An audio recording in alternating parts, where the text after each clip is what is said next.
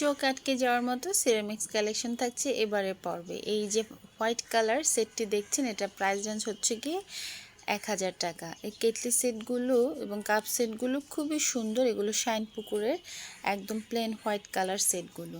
এছাড়া কিছু colourful mug রয়েছে যেগুলো প্রাইস হচ্ছে 180 থেকে 100 টাকা। এই যে একটা সার্ভিং ট্রে, এটার প্রাইস হচ্ছে 150 টাকা।